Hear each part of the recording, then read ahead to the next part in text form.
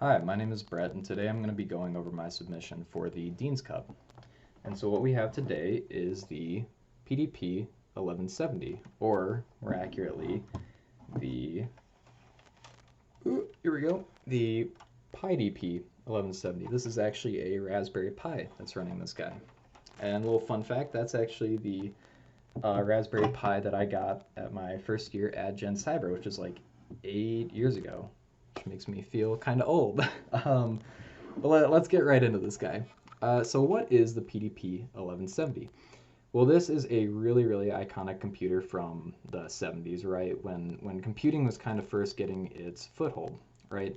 I think this guy was actually created in 1975, right? And so I would be willing to say that the PDP 11 series uh, was probably one of the most influential uh, times for computer history, right? And when I say the series, think of it like iPhones, right? There's iPhone 4, 5, 6. It's kind of the same thing with the PDP 11. So when I say the series, I'm talking like PDP 11, 40, 50, 60, 70, right?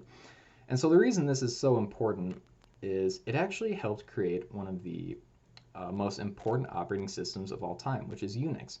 It started on the PDP-7, but it ended up being finished on one of the PDP-11 series computers. And I think you can actually find a picture out there of Dennis Ritchie and I think it's Ken Thompson. Yeah, I think it's Ken Thompson, of them actually programming on a PDP 1120. And I'll try to put that in the video somewhere.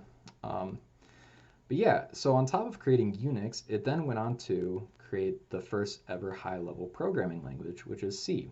And if you're a student at DSU, you know that C is a really, really important programming language. In fact, it's probably the first one you ever learned, right? And so this guy here, the PDP 1170, he was actually the last model that had this kind of iconic front panel. And so, in a way, the PDP 1170 was kind of the last stand of this era of computing, which I think is kind of cool, right? So, why did I create this guy? I love really anything vintage or iconic, internet or computers. I think that stuff is super, super cool.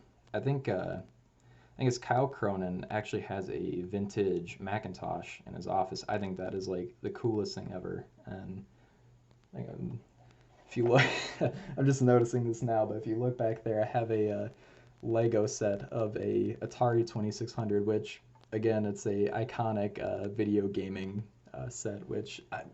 Whatever, it's nerdy. Back to this project. And so yeah, I'm really into like vintage computing, and an even more important reason is I just think that this thing looks like incredibly cool, right?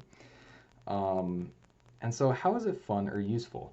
You learn a lot of history. I thought that I knew a lot about computer history going into this. I guess I had not gone far enough down the rabbit hole to learn about this. And so it's kind of interesting to learn like where did we really get our foothold? Where did we get our start with computers? And it kind of starts with the PDP 11 series, right? And so on top of that, this is actually a fully programmable computer. You can program on this thing the way that they did back in the 70s. And I don't know if I'll have enough time for a demonstration. I can do some cool stuff. I can like show off all the lights and stuff like that, or I can make it halt. I don't think I'm gonna have enough time to fit it in a 5-minute video. But you can actually program on this thing the way that they did back in the 70s, which was via assembly. Kind of.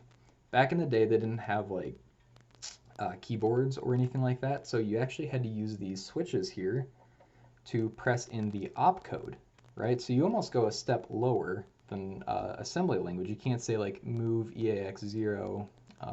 You actually have to put the opcode into the system, which essentially does the same thing.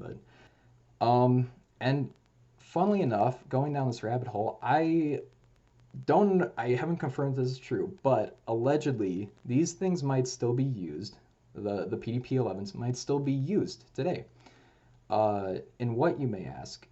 Allegedly, nuclear power plants is what these guys might still be used in, which is maybe a little bit concerning. Anyways, I think I'm running out of time here. So that is my project, the PDP 1170, and I will end up putting this at the in the project room at the top of Beacom. just because I want other students to see it and look at it and hopefully kind of do their own research and learn some more about it. So yeah, I think I'm going to end it there. Thank you all for watching my video, and hopefully you learned something.